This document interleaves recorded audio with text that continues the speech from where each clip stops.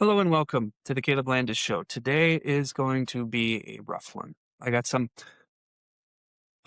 things that aren't fun to talk about today, but it's going to be an important one. I've got the Jesse Ridgway controversy and abortion. I've got what happened to Spencer Pratt and what it shows us about liberalism. And I've got some new Trump wins as well. Not all bad news. So we're going to jump right into Jesse Ridgway. I guess he's a YouTuber. I had never heard of the guy until his abortion announcement exploded on social media. I'm going to try to tell you what what this controversy is, what it isn't, and what the solution is to all of this. But I can tell you what he said and the way some people reacted to it is probably the most heartbreaking, gut wrenching, and bone chilling things that I have ever experienced. I want to be fair to the guy, Jesse Ridgway, and his wife, who I believe his name is Ashley. So I'm going to start off by reading his complete statement. I apologize because it's a little time consuming and it's extremely difficult to get through. But I think it's important for us to understand what he said from the horse's mouth and what it means. So his statement says this week, my wife and I made the very difficult decision to terminate the pregnancy due to trisomy 21. I don't know if that's how you pronounce it or not.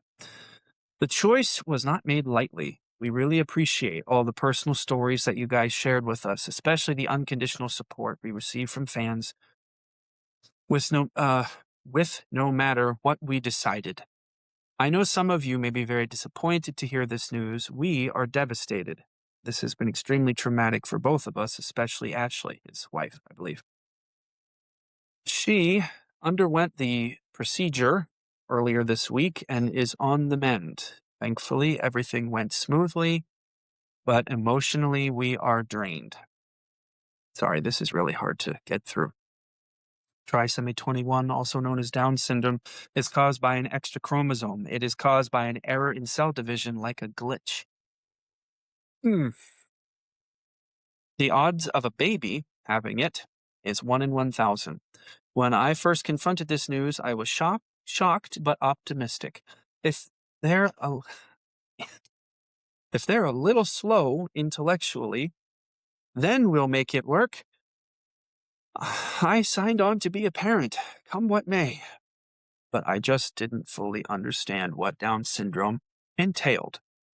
Once we made it public, it became clear that most people don't know what Down syndrome entails, and no, it is not the same as autism. 50% of babies with DS have heart defects. 75 will have hearing challenges. Over 50% will have vision problems, impaired immune function, developmental disabilities, learning disabilities, delayed physical development, poor muscle tone, structural issues with face, decreased lifespan, etc. Sadly, the list is long. Feel free to look it up. Down syndrome isn't a blessing. It is objectively, and I will edit it to crappy, from a health perspective. I didn't realize just how rough it is for the child, let alone the family. More often than not, they would be fully dependent on others for the rest of their life. The miscarriage risk is also close to 50%, which made matters worse. They may never see the light of day, and it puts Ashley further at risk. We spoke with doctors, friends, family, and genetic counselors and learned that up to 90% of women terminate their pregnancy after learning the baby has trisomy 21. This was way higher than I expected. I thought it would be lower given that I hear so many say that they keep or would keep the baby. I believe that's because most terminations happen privately. It feels shameful. A lot of judgment being cast. You never think you'd be in this type of situation until it happens to you and then things change. To all of my fans who have weighed in on this topic, who have autism, Down syndrome, or any other conditions, we appreciate you. You matter a lot, and we're glad you're here. I commend you and your families for having the strength and courage to push forward. As for us, we made a difficult decision that we believe in the long run will be beneficial for our family. Thankfully, he says we had a choice. We'll take a little time to move on, but we are excited to try again in the future and hopefully have a better outcome. Love you guys and thank you for your understanding. No, thank you for understanding. Okay. Man, I have a lot of sympathy for pregnancies that don't go well. I've experienced this myself.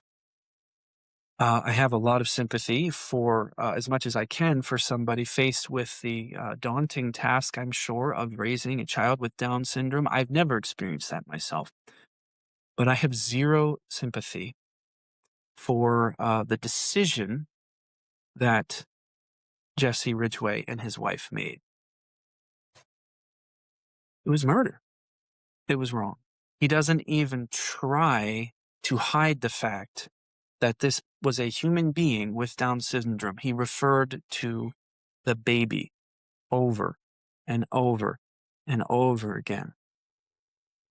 And yet he decides that it would be better for him, his wife, and his family if they murdered their child because of a physical defect, a serious physical defect, but a physical problem. Mental problem, I suppose you could argue, but I don't think I would. I'm not an expert. A physical problem in the baby was enough to give him the right to kill it. These are not things I say lightly. These are not things I say to score political points. I don't say them to make Jesse Ridgway or his family or anybody else who has had an abortion feel worse. I say them because they are true and because people die and others are abused because we as a culture do not recognize these truths.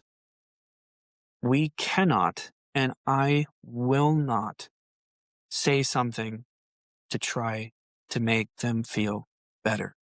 They chose to kill their baby because they were scared of raising him or her. They were inconvenienced by raising him or her. And they judged themselves too weak to care for the baby, and the life of the baby a worse fate for him or her than dismemberment within your mother's womb. I'm so sorry to say this, especially to any of you who have experienced an abortion in your life or in your family. But these statements are the truth. You should feel horrible. You should feel guilty. And you should feel like a failure because you have failed your child. I'm sorry, but that is the truth. But here's the bottom line up front. It doesn't have to be the end of the story. Not for Jesse Ridgway, not for you, not for me, not for anybody. Just like the horrible things that I have done in my life, probably not as horrible, definitely not as horrible in a cultural sense, but as far as God is concerned, things just as bad. And ways that I have failed my kids and ways that I have failed my wife can be forgiven. So can the awful mistake and the awful sin of allowing your child to be killed. Abortion. But I don't like saying this, but we have got to get to the point in our culture where we are not okay with people who choose to kill their own babies because they are scared, because they think they can't hack it. Yes, that means that we as a culture should provide ways to help people who are in this terrible situation, this incredibly difficult, incredibly terrifying situation of trying to raise a baby with those kind of special needs. And yes, we as a culture, it's morally, it's our moral responsibility to have ways to build as much of a quality of life into the lives of those who struggle with these disabilities. That is absolutely true. But none of that makes it okay to kill the baby. It is never okay to kill a baby. The only paragraph in this section that makes any sense at all, to which I have any sympathy at all, is in which he claimed that his wife would be at risk because Down syndrome increases your chance of miscarriages. And maybe that's true. I don't know. Some doctors are honest about the risk to the mother in pregnancy, and some are not. But if you did, in fact, sign up to be a parent, as he claims in his statement here, then you had better be willing, the both of you, to take some risks.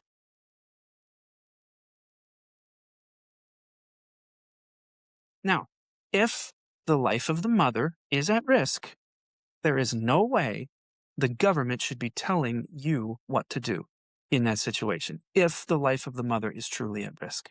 Because life is what matters, right? And the life of a mother is just as valuable as the life of a baby.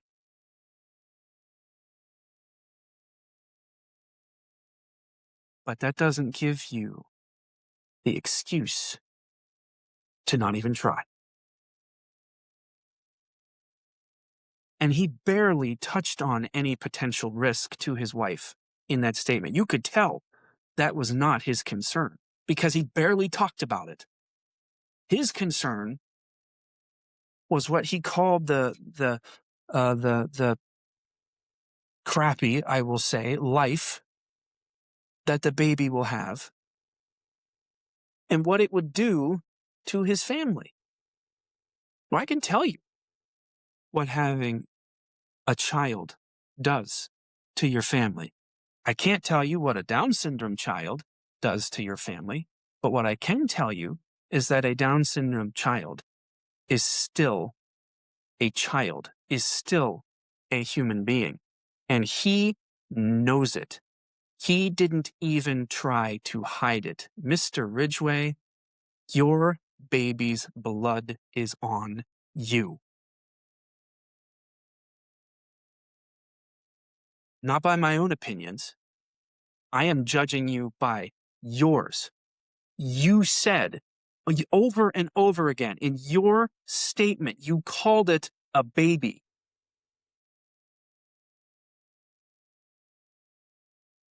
And you had doctors operate on your wife, which, by the way, is a procedure just as risky, many times more risky, and with less health regulations than a miscarriage. You didn't care about the risk to your wife then. You allowed death merchants to operate on your wife, to dismember and remove the butchered carcass of your baby from her womb. Now I'm getting angry, in case you can't tell. And maybe it's not my place to be angry. Maybe it is. I don't know.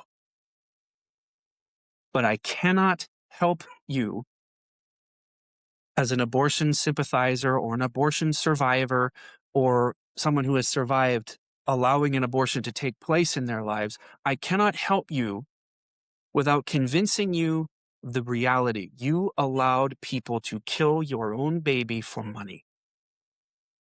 I am so sorry. I am so sorry for what's been done to you. Most of you were victims almost as much as your child was. most of you. Doesn't sound like Mr. Ridgway was, but maybe he was. I don't know.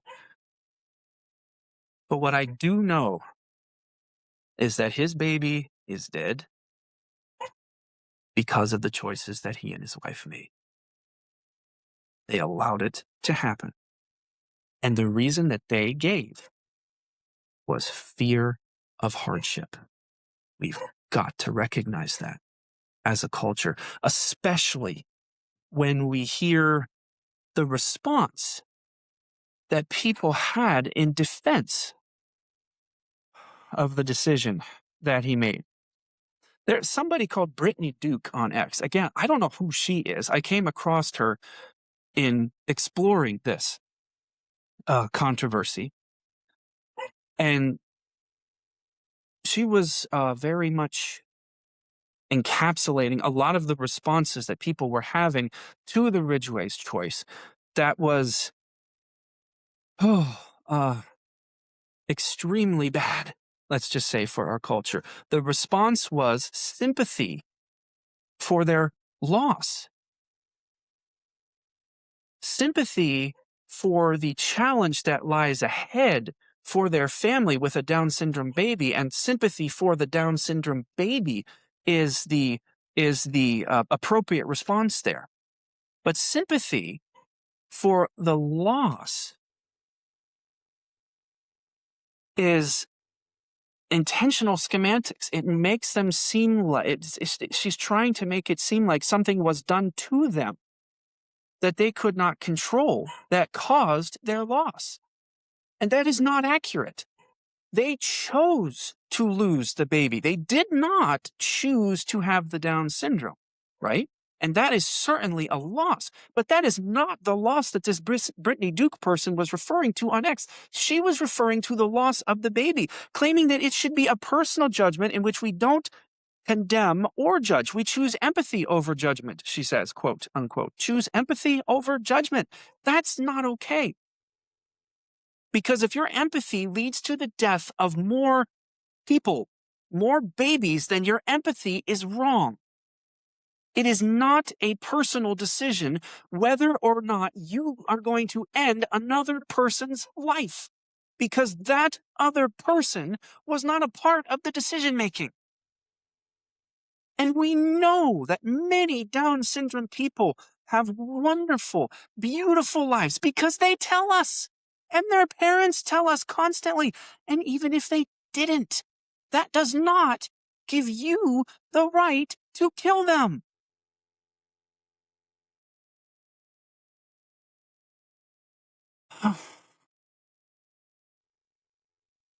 I know this is hard. I know this is hard to hear. If you have experienced an abortion in one way or another, you've probably turned me off by now. But I cannot help you without making you see the problem. And I cannot save other babies' lives without convincing other parents of the problem. I am not okay with a culture that is okay with people choosing abortion for their Down syndrome baby. But you don't have to stay there. Like I've hinted at already, there is forgiveness available to you. That's why I'm being so hard on, I'm being so hard on the abortion movement for two things. One, because they're killing babies.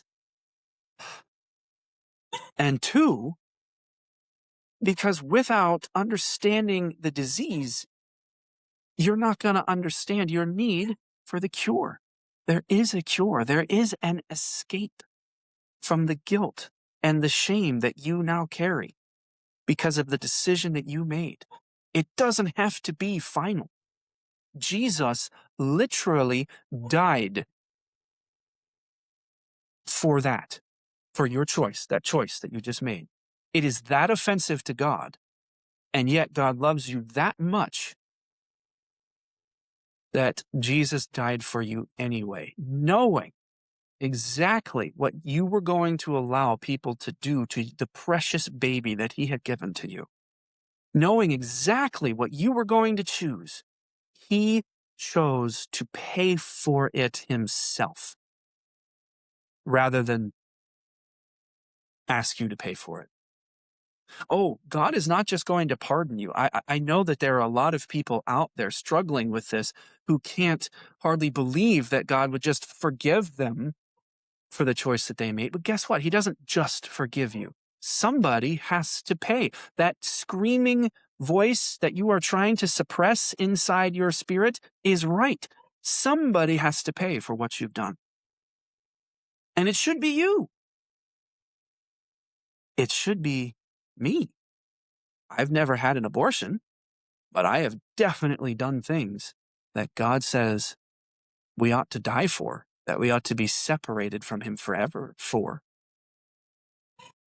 But God didn't want me to be separated from Him forever, and He doesn't want you to be separated from you forever. He literally allowed men to hammer Him with hammers and nails to a literal physical cross beam of wood and hang Him there by those nails through His hands and through His feet until He bled to death.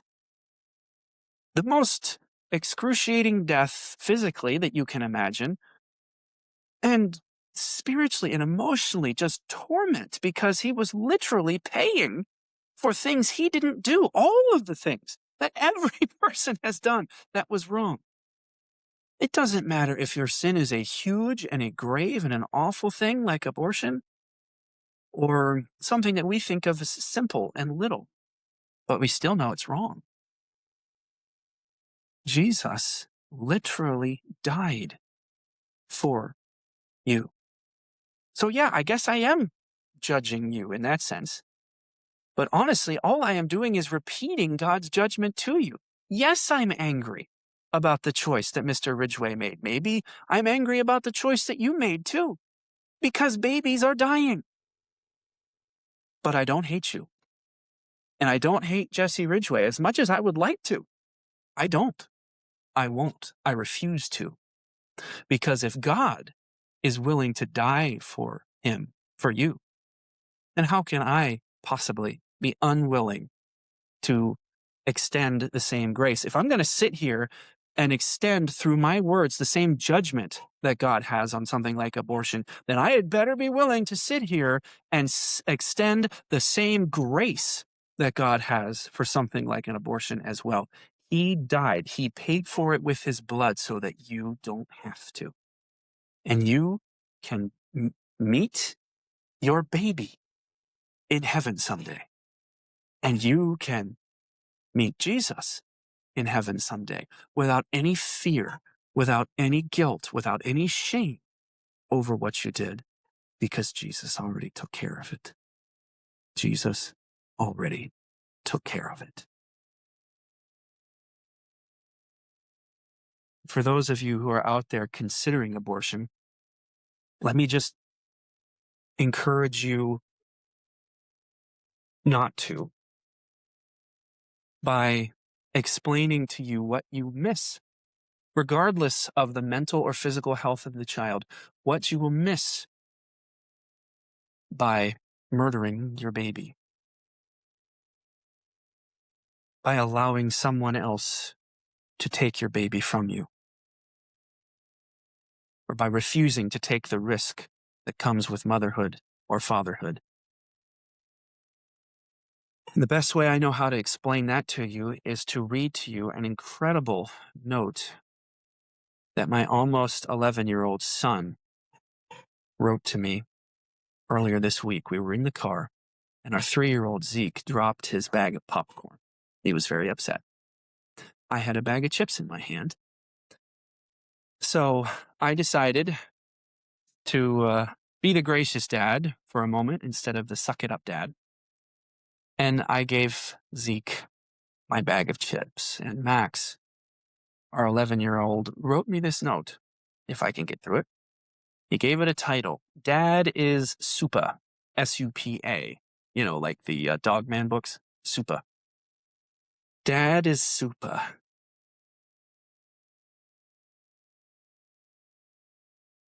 Zeke spilled his popcorn, and Dad gave Zeke his chips.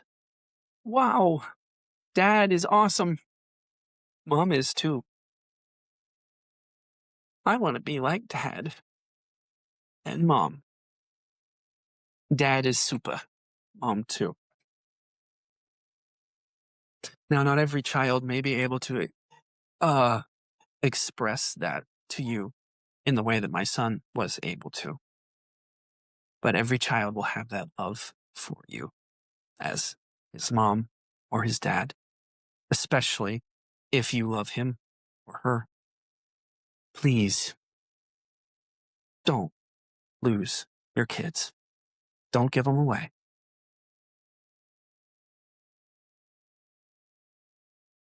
Unless by give away, I guess you mean adoption.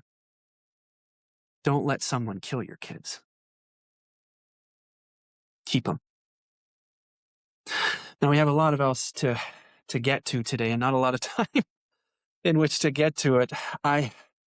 I want to talk about what happened to Spencer Pratt in the LA mayor's race, right? He was clearly, solidly in second place. Everyone on the planet believed he was going to stay in second place, which in California's primary would have been enough to put him on the ballot in the general election. I can say that everyone on the planet knew that he was the second place winner because the third place candidate gave up on election night. She conceded. She publicly said that she lost. And then, surprise, surprise, California's very late arriving mail-in ballots started to trickle in.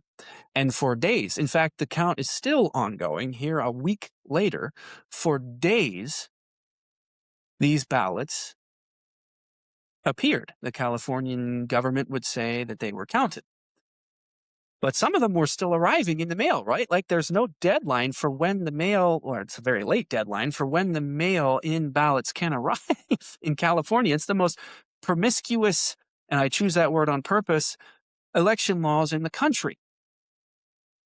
And in those mail-in ballots, it was not the it wasn't the first place candidate, the other Democrat, who was receiving the votes. It wasn't the second place candidate, the Republican, who was receiving the votes. No, it was the third place candidate, the second place Democrat, who was nowhere near competitive on election day, who somehow, magically, consistently, and gradually, through ridiculous statistical impossibilities, ended up finishing in second place, getting the vast majority of the mail-in ballots. Not the person who got the majority, the Democrat who got the majority of the ballots on election day, the Democrat who got the majority, or who finished in third place, distant third place, got a ridiculous majority in nearly every reported drop of counted mail-in ballots.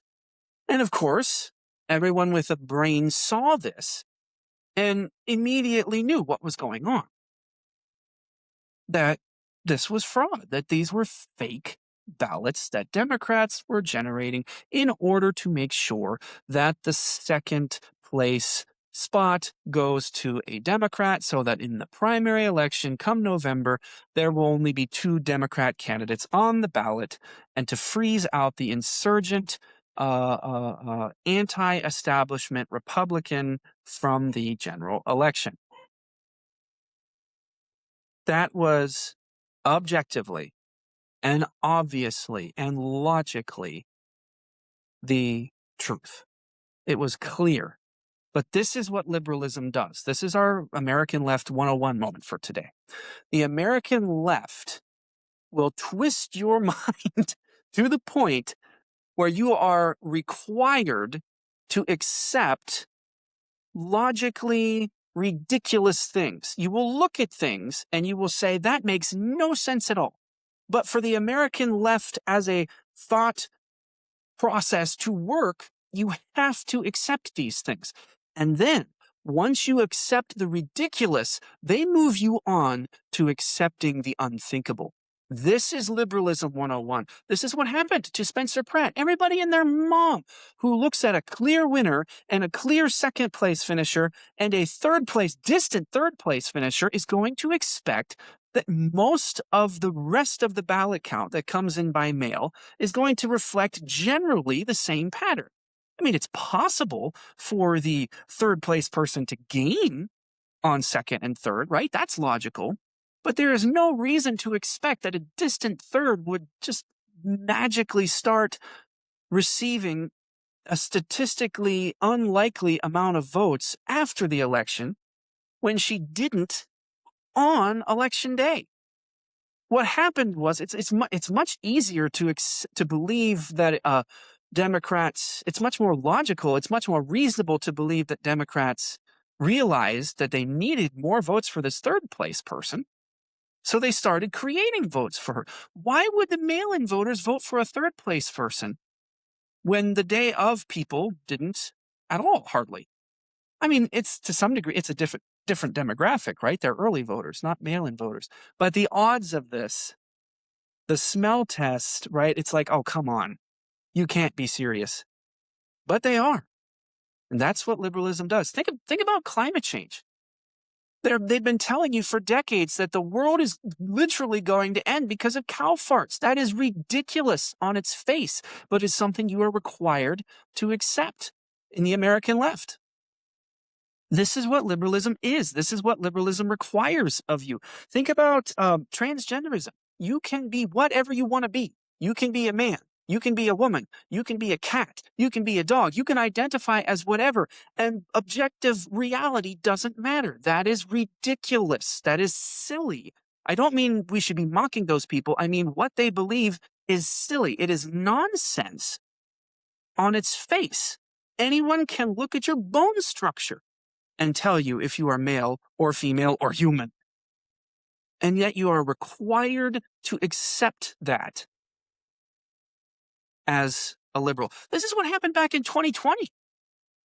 Everyone who watched the 2020 presidential campaign saw massive enthusiasm for Trump. No enthusiasm whatsoever. No functioning brain for Joe Biden. And the election night returns reflected that. And then once they do what they needed, gradually, at times it was suddenly, just enough votes came in for Joe Biden to win. That is something ridiculous. And that is something that you are required to accept as a liberal. This is dangerous for many reasons, but primary among them is what happened after Jesse Ridgway announced his abortion. The group of people who had been trained to accept ridiculous things as truth, are now willing to accept unthinkable things as moral. Like it's okay to abort your child. Watch for it. For Liberalism 101. You will see something and be like, my normal, everyday, average observation in brain tells me to believe X. Then liberalism comes along with the most ridiculous Y option that you can think of.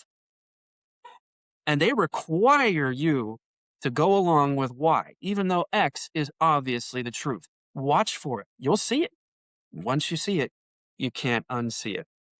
We're going to get into a couple of Trump wins, and then we're going to get done because it's almost I don't want to go too long. I know your time is valuable, but it's not all bad news out there. So to end the episode today, some Trump wins. Well, CNN was forced to report another good jobs number for Trump. 172,000 new jobs in May, way beyond expectations.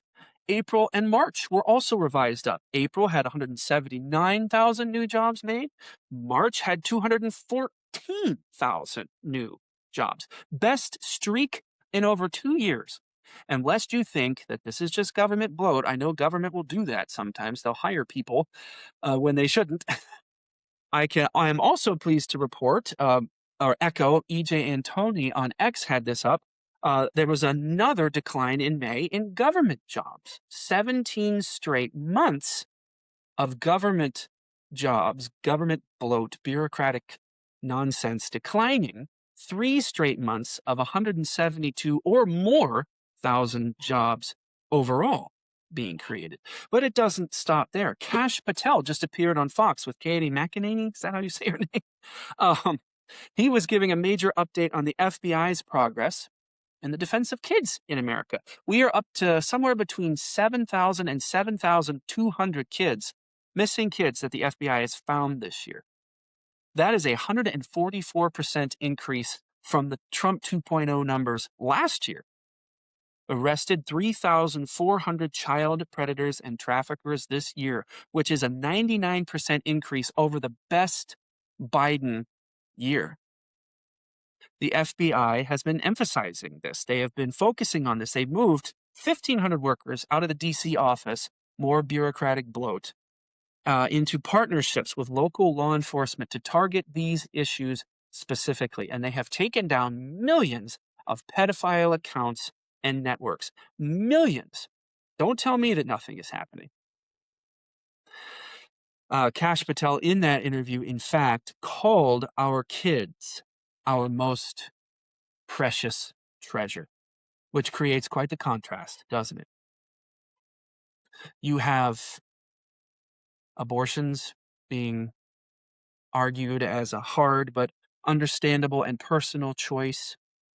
You have the New York legislature replacing the term mother and father with gestating and non-gestating persons. That's what you have on the left. And on the right, you have an explosion of uplifting opportunities for Americans who want to work. On the American left, you have an ideology that forces you to accept the obviously unreal, leading you to accept the obviously unthinkable. Whether it's an unbelievable election result, a coincidence like in LA, or that a child with Down syndrome is better off dead, or that mothers and fathers are nothing more than their gestational status. But in MAGA, you have people protecting kids and arresting those who harm them. There's a lot of dark out there. But thankfully, there is a group of people led by Donald Trump who are pushing back on that. That's why I'm working so hard to see people who are going to help Donald Trump win these midterms, and why I'm working so hard to help you see what is unreal and what is unthinkable, and to understand the forgiveness that we all need and that we've all been offered for when we choose the unreal and unthinkable. Because just as true that as it is that aborting a child with Down syndrome is an awful choice, it is still true that Jesus loves you and died for you. Like and subscribe this show if you would. You can see us Tuesday evenings on Rumble, Facebook, and YouTube. See you next time.